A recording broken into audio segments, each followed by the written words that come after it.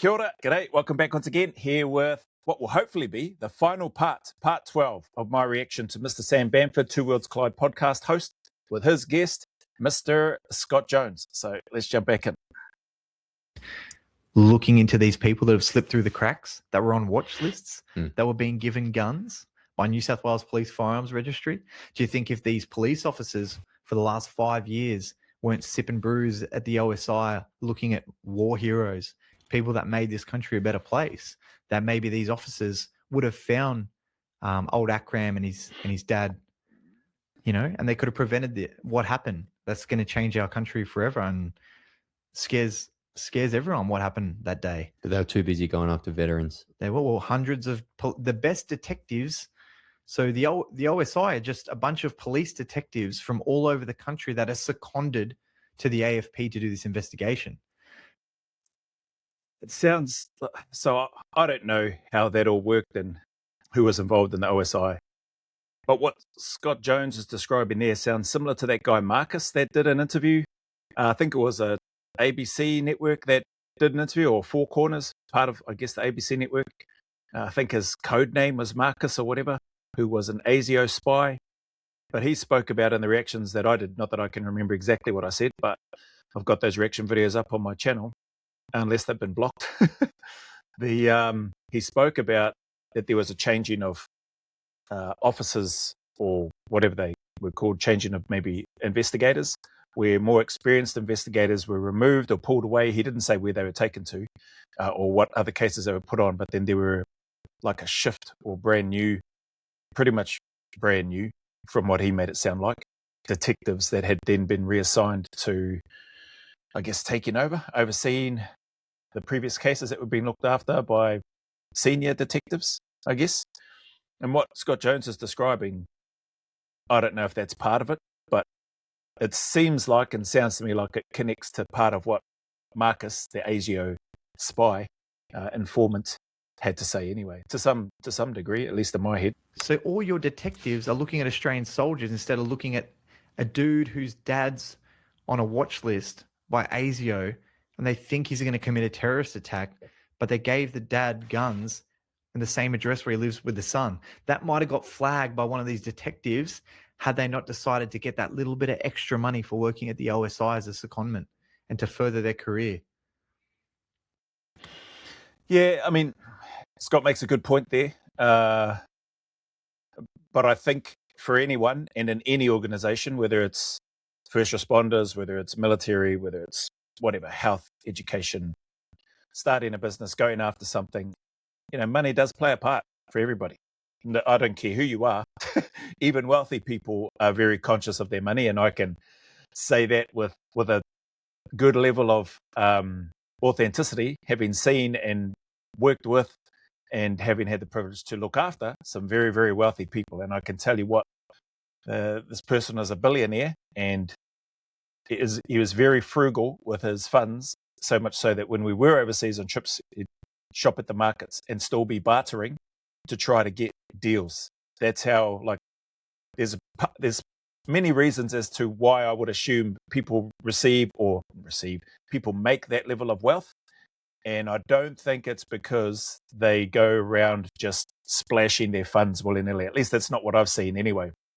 Somebody that definitely, absolutely didn't need to go to the local markets, but did, and was bartering with the locals to get better deals. So, yeah, to what Scott Jones is talking about, I personally, I wouldn't blame anybody for looking to try to better their financial situation.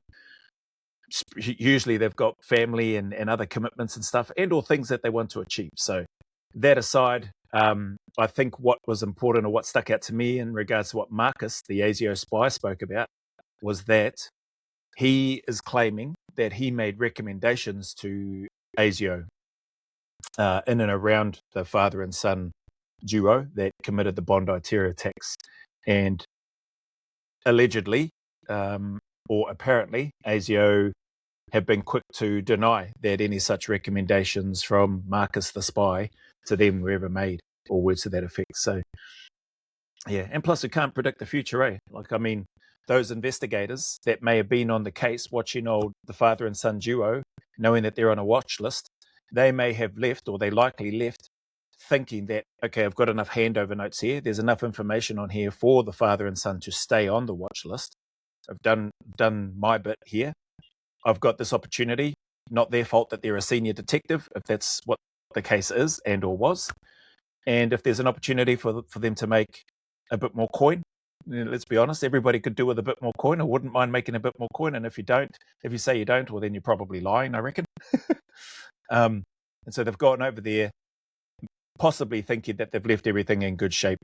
And then maybe blinking, the whole world just turned upside down. Or maybe there was somebody on the inside that, blinking, conspiracy theories. Maybe there was somebody on the inside at ASIO who then said father and son can be removed off the list.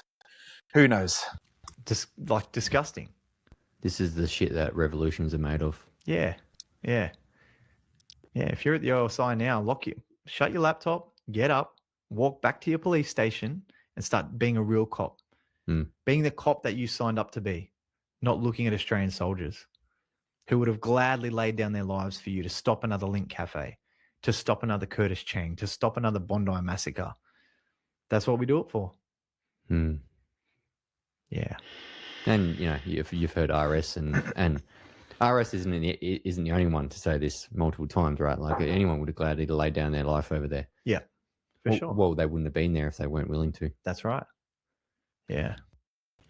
And those are good words from these guys here, and it's worth acknowledging all of those Defence Force members that went over, regardless of what capacity. Those that went over to Afghanistan and served, whether you're at a forward operating base, working support, and organising resups for the troops on the ground at the pointy end, etc. Like all of those people that deployed there, nothing but respect to those that have gone over, including. So this might help because old Hammerhead will be frothing away at this reaction. This should be hopefully the last one. There's only about 8 minutes left or whatever. But including too, I think there's a misconception. I think people think I call those ones that I call cowards that are testifying against RS. Cowards specifically in relation to, well, there's a couple of points, but specifically in relation to the fact that they did nothing. If the allegations are true, they did nothing on the ground prior to anything happening whereby they may have had this gut feeling that something bad is going to happen. Cowards, they did nothing. Used excuses, or his dad's a judge, or he's a VC winner, blah, blah, blah. Cowardly, did nothing. Went back, time for the patrol report, still said nothing. Did nothing, said nothing, didn't raise nothing, didn't document it. Even after the patrol report is done, days go by, weeks go by, months go by. Holy heck, years and years have gone by.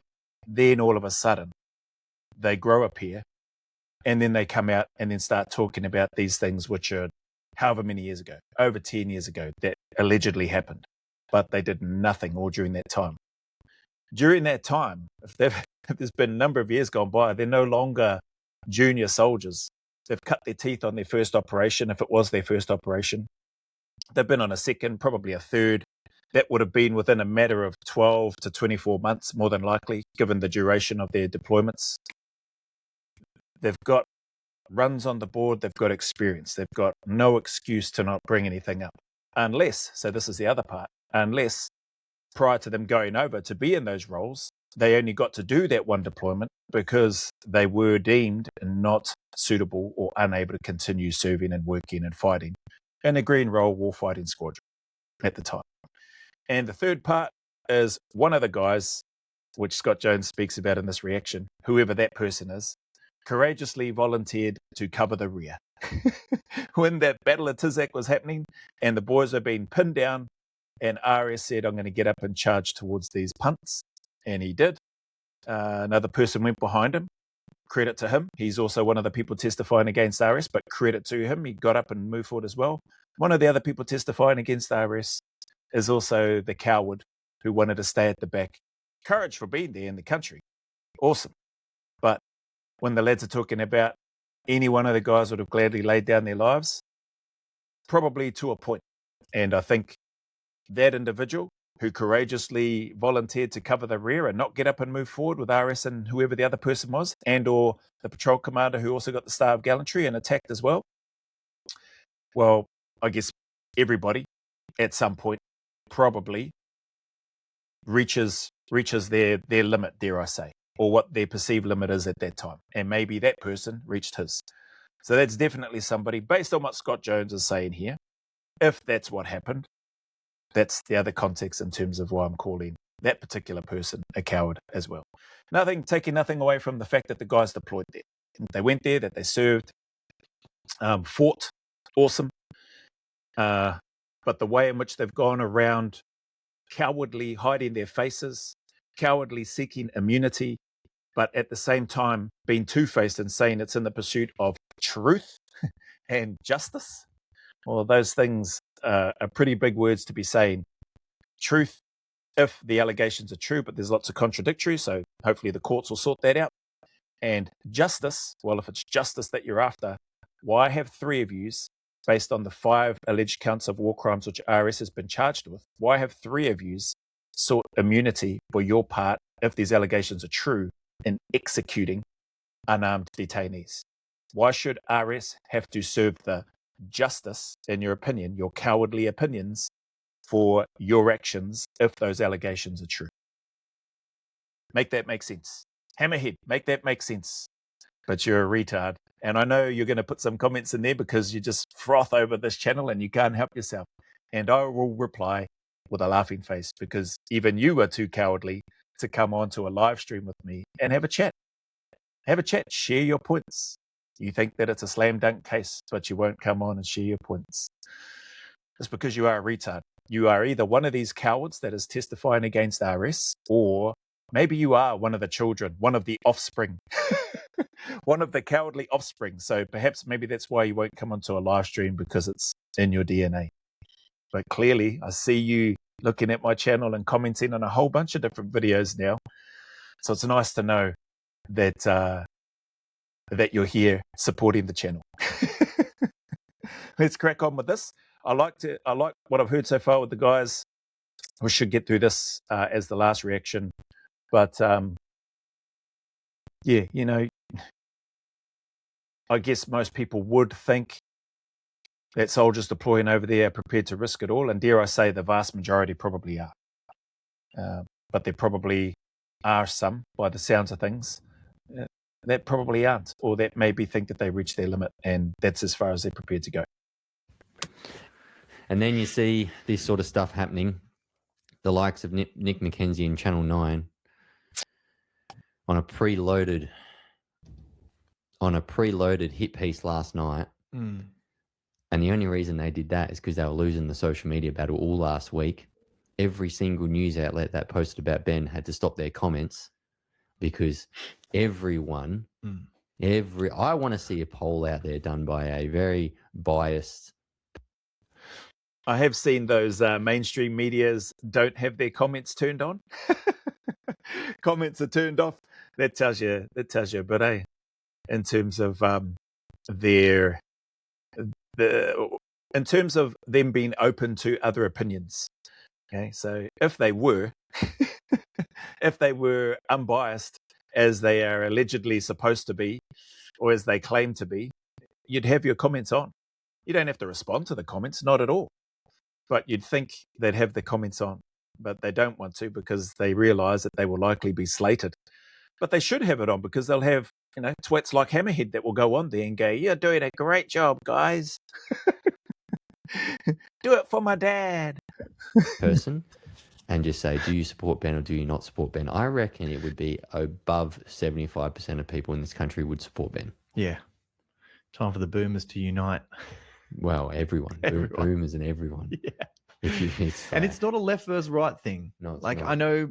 I know people want it to be, and the left have chosen a side, but honestly, Ben's not the guy you should be going after.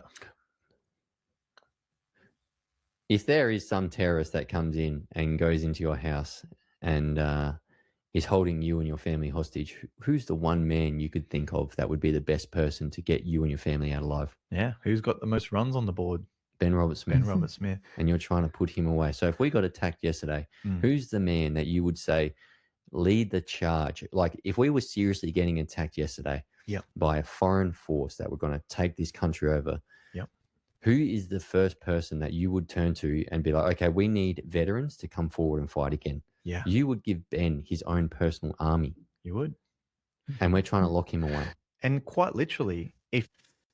Well, I don't know if the current government would ever do anything like that, but, it wouldn't be a bad call to have somebody like RS in as a patrol commander, because that's probably where he would prefer to be, given the type of person that he is, given what he has proven that he's willing to risk and sacrifice in the service of his mates on the ground, in the service of his family, in the service of his country, in the service of all of those, even those haters against him.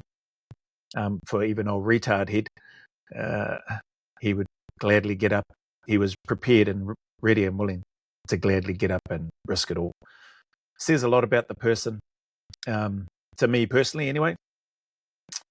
And, the likes of the Mark Donaldsons and the Daniel Kierans and the Cameron Beards, rest in peace. Cameron Beard, VCMG, and VC on the end of those other names, and VCMG for RS as well. It's just, it's crazy. But I like what these guys are saying. If you had somebody in your house, I don't know that. Well, maybe there would be. Maybe there would be a bunch of civilians praying for that RS would come storming through the door. Actually, there probably would be a few that would be thinking that and hoping for that if that was happening. Hopefully that doesn't happen in Australia or anywhere. But given the current state of play of immigration, given the current state of play of ISIS, returning ISIS supporters, even if they didn't fight, they are and they were supporters of ISIS, these women that sacrificed, were prepared to turn their back on their country, Australia, of which they were citizens. I say were because they shouldn't be citizens. Of which they were citizens, to go and support their ISIS terrorist boyfriends. Birth offspring to them. Partners are dead. And now they want to sook and then want to go back to Australia. And the Australian government, with no backbone between them, have said, come back. Crazy. If your sister, your mum, your daughter is on a Kentucky tour through Vietnam and she gets grabbed by some politically motivated group and she's a hostage, there is only one group of people in this whole country that are going to come and save you, especially journalists. Journalists are the worst for getting captured as a hostage. And when it happens, they make movies about it. The bravery of the operators that come through and save the day and get the hostage. You really want to keep talking smack about the boys that are actually going to save your life and the life of your family? You want to degrade the unit to a point where it doesn't exist anymore? Who's going to get your family back when they get grabbed? It's the recovery troop of either the SASR or the 2nd Commando Regiment.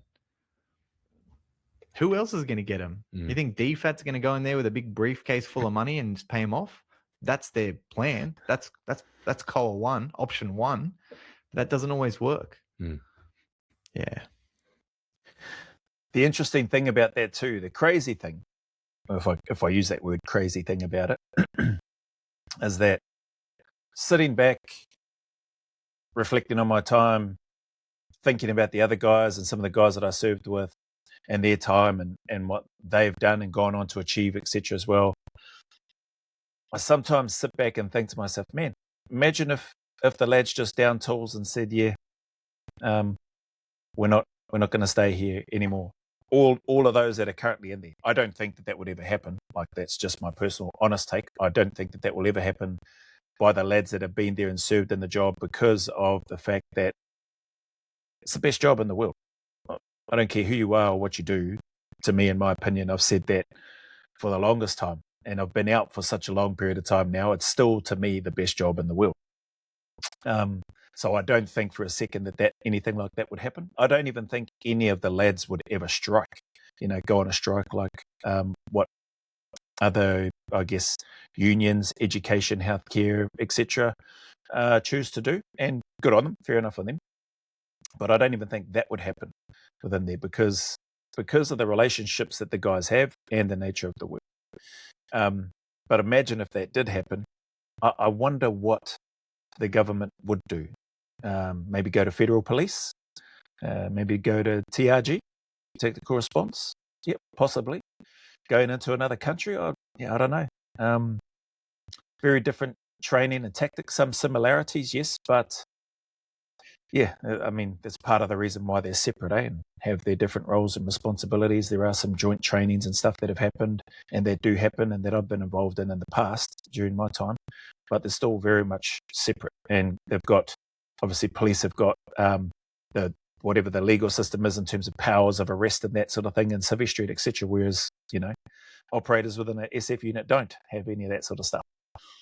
But yeah, it'd be interesting. Plus, the other reason that I don't think that would ever happen, as much as there are peanuts in the comments section of videos talking about don't believe SAS, they're just all war criminals. Fair enough. I mean, each to their own. They're allowed their own opinions, right? I think there is equally always going to be people that are just super drawn to that sort of work, that environment, the responsibility that comes with it, the opportunity, the challenge, just to go through something like that, the courage that it takes to put in your application just to go on the selection course, as an example, let alone turn up to do it. It's always going to draw certain types of people that can't guarantee, but many of those or a number of those will likely end up there. There will be always the dreamers. There'll always be the dreamers that will go, yeah, I want to go do that. And that they go there and they realize day one, I don't want to do this. And that's all well and good. Like, the unit's still going to have go through their checks and balances to enable opportunities for those that do submit an application to find out whether or not they are suitable to continue, if they can get past the prerequisites, etc. But yeah, I find that interesting. Like, again, good chat from these guys, but I don't think anything like that would ever happen. I don't think the guys would leave down tools and just leave. And it's not because of the pay. It is, like I said, it's because of the guys that you're with. It's because of the hardships that they've endured together. It's because of the training that they do, again, reinforcing those bonds. And then when they deploy on operations and they're doing the work again, they're discovering each time it's just gone up and up and up and up and up in levels with regards to preparation and execution, etc. So, yeah. So did you watch just before we finish up, did you watch the 60 Minutes piece last night? Yeah, it was just after maths, so I was still on a high, like really excited and buzzing, And what's maths? So because I pulled out a few things of it this morning, like even some of the footage that was 3 Squadron, not 2 Squadron. They tried to label a lot of it was 2 Commando. Oh, was it? A lot of the footage in the 60. So not even the same unit. Every time they show a war crimes allegation, they show like my helmet cam footage or Hesto's helmet cam footage that they found on Instagram. And so it's not even the same footage. The SAS have been killing people again. And it's like, I'm the SIG of 2 Commando. Why are they showing my footage? I didn't do anything. It's interesting that BBC have done the same. Some of the lads, or at least one of the guys from over in the UK, and some of the footage, and I've done a reaction a while back to some of the UK stuff, not so much recently. In terms of, I haven't done any recent reactions to UK SF war crime allegations. I mean, last one might have been, I think, several months ago, might have even been late last year. But he commented and said, that's not even, he's talking about, that's my squadron of that footage that they're showing. That's not even the squadron that they're talking about. And there's no war crimes that happen in that footage that they're showing. So it's, mainstream media is going to do their professional investigative journalism to show the truth and transparency to the public, to help them form their decisions whilst influencing the narrative of what they're presenting and distorting it massively by not even showing the actual footage of what it is that they're talking about. Why? Because there isn't any footage in those clips that they're showing, apart from the one with Oliver Schultz, which appears to look like a war crime, until such time as you hear the context and the ROEs that they were operating under and the area that they went into and the actions of those people that did a bomb burst away. But again, coming back to that ROE 429 Alpha, when I didn't know that when I first did the reaction. Oh, well, we'll see what happens in Oliver Schultz's court case as well. You think? Oh, and so but then they also got person number 7, and they try to label him as person X, and I'm like, why are you calling him person X? It's person 7. Like, it's person 69. Yeah, it's 6-7. But like what are you doing? Like the dude on the stand admitted that person 7 and 14 were the ones that went on 60 Minutes last time, and then last night, like, I'm the same guy from last time. But they're both serving members of the regiment, and he didn't say much. It was nothing new. Okay, so person 7 and 14 are still serving members in the regiment. Wow, that's crazy. That is crazy. The regiment still got them. They're still there. Apparently, if that's true, like based on this interview. I would assume that's the case because I'm pretty sure this interview was only done this year. So unless those two guys, 7 and 14, I think they said, are still in. I can't remember what their testimonies were in and around what they alleged to have witnessed or been involved in. But yeah, okay, so they're still in. So that from that perspective, I can understand those two guys not showing their faces. If they're still serving in the regiment, fair enough.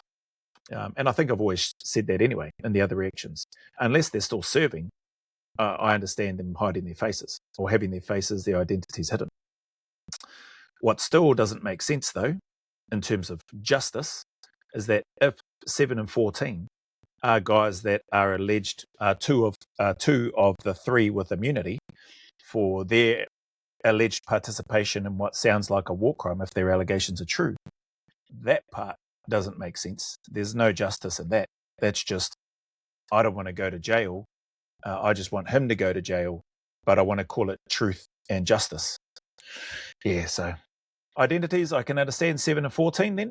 Whoever the other retards are, if they're out now, why are they still hiding their faces?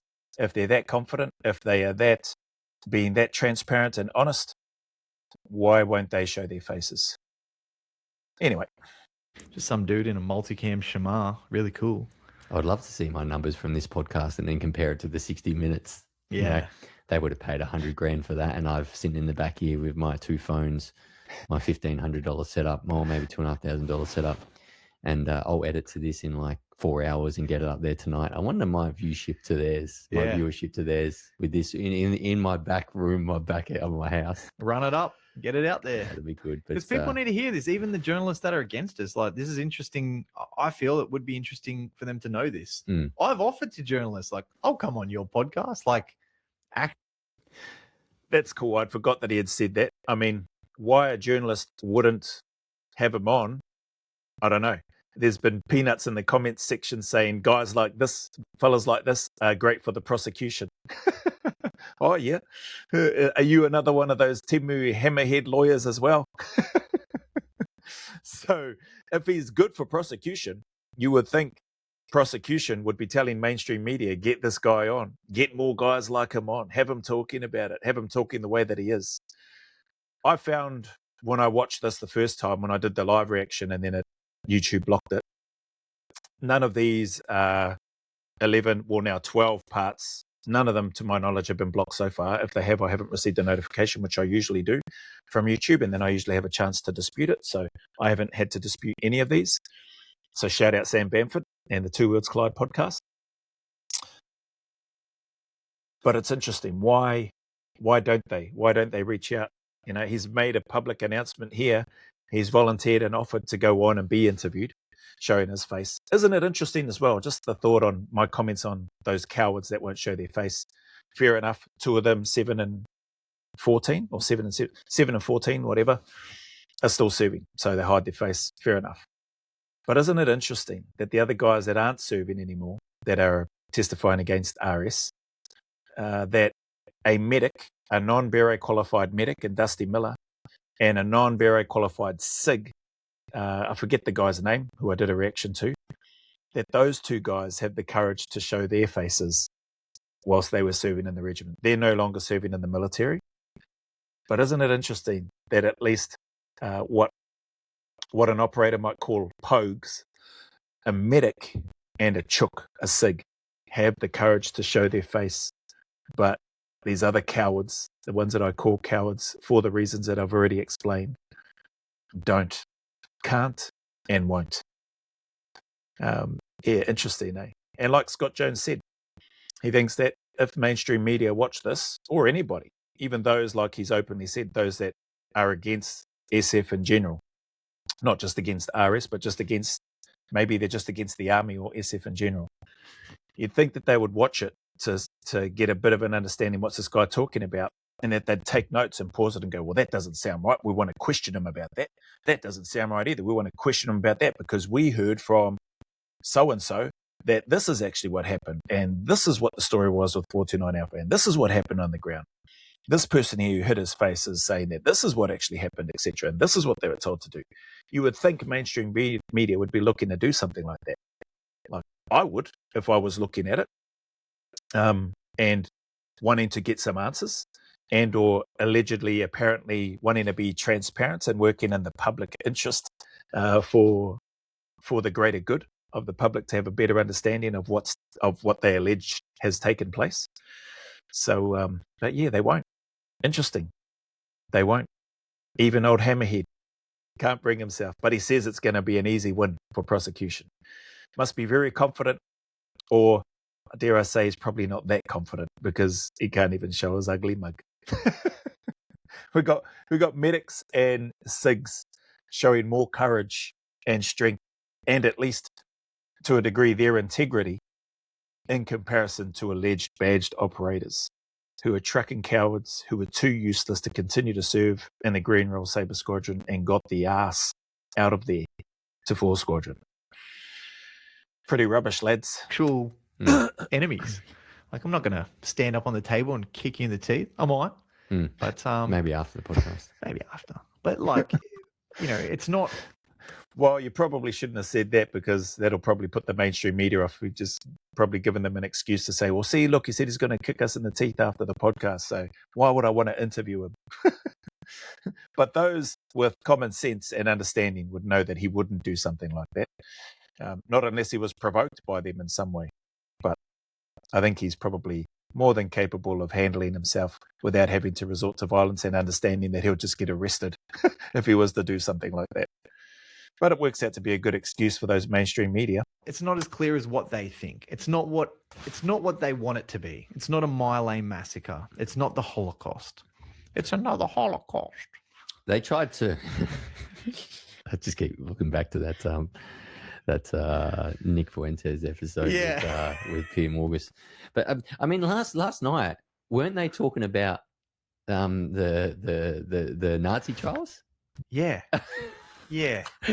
That was one thing I didn't put in my reel. I remember watching a bit of it. I'm like, are they trying to compare this to Nazi Germany 1944? Yeah. Like, have we really stooped to that low? Yeah. Nick McKenzie sat there and went, all right, we're going to get a guy in and he's going to talk about the Holocaust. Yeah. And then we're going to talk about Ben Roberts-Smith. And you're like, how low are you people going? Yeah. Wow. That's embarrassing. I don't think I watched that one. It sounds like there must have been a recent one. I assume not long after RS was arrested at the airport. I've not seen that. I don't think I'd waste my time watching it, but that just seems, even that seems out the gate. If retards look at that and think to themselves that these allegations of war crimes are equivalent to the Holocaust, holy heck. Those people are really at the gate, severely retarded. Oh, the Dick McKenzies of the world, the hemorrhoid heads, the herpy heads of the world. That's just crazy.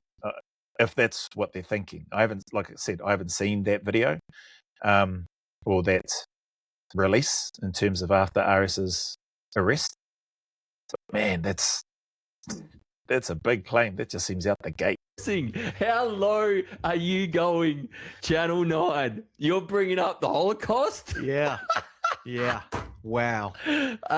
Pathetic. Yeah. Pathetic. Yeah. I did talk about that in my reel this morning, but yes. I mean, I'm glad I got it out then. Yeah, good. Like it's insane what they're trying to paint it as. It's sensational. It's got everything a Hollywood movie and a journalist would want. It's got the big fucking alpha males, blood, gore, guts, violence, guns, bombs. It's got everything. It's the shit they make movies about, but we don't want to be in your movie. Nah. And like last time this story dropped, it was what, 2020, 2021, 2022, something like that. And there was appetite for this because there was no massive right-er leaning podcasts or people out there like Big Chalky and myself that would come out and you know, fiercely defend this. Yeah. So Or even just question it, you know. Sam Bamford has had Andrew Hastie on his podcast. I haven't watched that episode yet. But he's had Andrew Hastie on his podcast. He's had Dan Fortune on his podcast. He's had Heston Russell on his podcast. Like, I'm pretty confident Sam Bamford would have anybody on his podcast that wanted to come in there and talk about it. So even, you know, although he may view it as him defending it, my view, he's at least questioning it. He's at least asking questions and saying, well, why is that? Getting people on and inviting people onto his podcast. Can you explain to us why that is, or share with us your take on that? But there are people from the mainstream media side and the supposed non-cowards hiding in the shadows for truth and justice who don't want to show their face, talking about all these things, but don't have the courage to come forward and talk about it openly and have the questions put to them. Because there would be some very hard questions put to them, which I'm pretty sure they don't want to sit and have to be on camera and have to answer. Hence why it's easier if your face is hidden. It's easier if you're behind a keyboard. And it's easier if you can have anonymity and immunity to say whatever it is that you want to say in order to crucify somebody else and throw them under the bus for allegations and rumors. It's easy for the media to take those rumors and allegations and just run with them and strive their best to destroy a person's reputation in the community and how they're viewed, and then try to destroy everything else that they've done. Something completely separate, Battle of Tizak, his actions saved lives, awarded the Victoria Cross, the highest military honour. A massive amount of rigor goes around that. He didn't nominate himself. He didn't submit his own documentation, give me the Victoria Cross. No, that came from his peers who were on the ground. Even the cowardly twat that said that was the bravest thing I've ever done, I wouldn't have the courage to do what RS did. And it came from his leaders on the ground. Then it would have gone through an intensive review process from other leaders within the regiment. Then it would have gone to a review process from members of parliament. Then, as far as I'm aware, it gets escalated to the royal family and they review it. So it would have gone to the Queen. And then those checks and balances and recommendations get the final sign-off, and then it comes back to him. And then he was awarded it for something completely different to any of the allegations that have been made.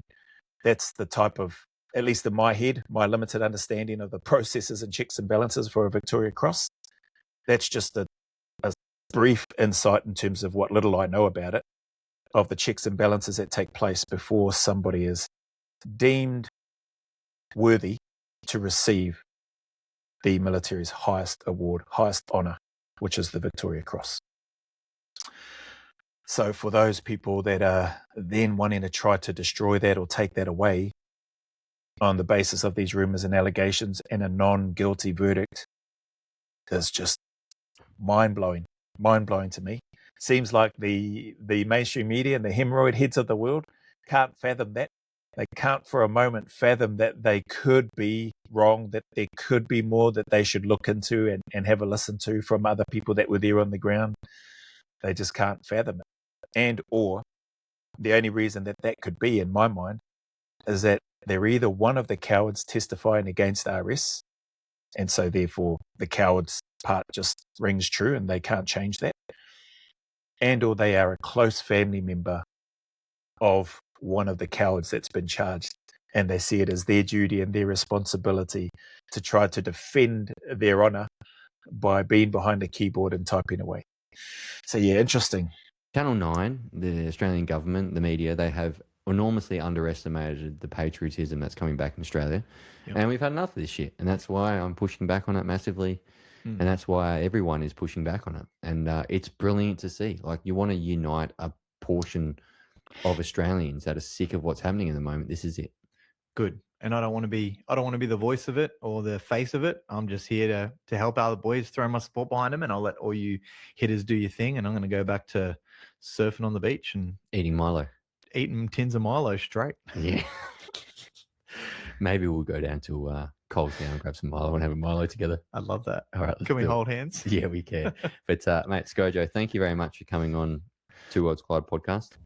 I'll definitely have you back on again, maybe when this whole thing starts to push its way through court. But let's hope the best. Screw 60 Minutes. Screw the government. And screw all you pussies out there thinking that the right thing to do is to throw Ben in jail when you don't even know the stories of what's happened. I love those comments from Sam Bamford there. Shout out, respect, Sam Bamford. Thank you for the work that you're doing in the Two Words Collide podcast. Yeah. All the pussy keyboard warriors. Hemorrhoid head, herpes head, you found your tribe, mate. You're part of the pussies crew. And you're part of the useless government that's there. No doubt you're a Labour voter. Yeah, bloody retard. But yeah, in summary, like, this will be interesting. I like what Sam Bamford's spoken about there too. Let's hope. I'm in that same category. I'm hopeful that RS is found not guilty. Don't mind saying it on camera. Whereas there's some people that are that confident, apparently, that it's an easy win for the prosecution, but are too gutless and cowardly to show their ugly mugs to state why. So let's see what happens. Definitely, I would say, from the perspective of the beyond reasonable doubt, I would be surprised if prosecution is able to prove beyond reasonable doubts in 1, let alone 5 counts of war crime murder, allegations against Ben Robert Smith, for which there are on-the-ground eyewitnesses who saw completely different things and who didn't witness or see any executions of unarmed detainees. So we'll see how it all plays out. Anyway, if you were here, if you stuck around this long, thank you very much for your time and support. Hemorrhoid head, I know you jerked off to yourself sticking around for this long. You just couldn't wait. So we'll see your comments. We'll see how much of a retard you make of yourself in the comment section. And then we'll just put a little smiley face there when you take 5 hours to write out your comment. So anyway, peeps, look after yourselves. What do you think? Hemorrhoid head, all those that might be aligned with what Hammerhead thinks, put them down in the comments. Like, nothing's going to be blocked or filtered or censored. It's an opportunity for you to put your thoughts down and your rationales down. Would you go on a Two Worlds Collide podcast and sit there with Sam Bamford, give your take? Yeah, interested to hear and to know. It does sound like there's a heck of a lot more behind the scenes and a heck of a lot more investigative actions that should take place, but haven't, or as far as we know, haven't taken place so far. Maybe they are by the OSI. Maybe they are looking into the leadership in terms of what did they know, what should they have known, etc., etc. What was reported, what wasn't reported, what was documented, etc. Maybe they are doing that. You'd like to think that they are. So anyway, time will tell when the trial happens and commences, and we'll see what happens. I think Oliver Schultz one will be a good testing ground to get a bit of a sense. It won't guarantee any results in regards to RS's trial, but I think given the footage that has been shown in regards to Oliver Schultz, and that being the only known footage that I'm aware of that we have seen of that type in regards to what happened there, I would be interested to see how it all plays out. I think it will be a good example, test case, in terms of what potentially could happen in RS's case. So anyway, again, thanks for stopping by. Thank you for your time, support, and you'll see me on the next one.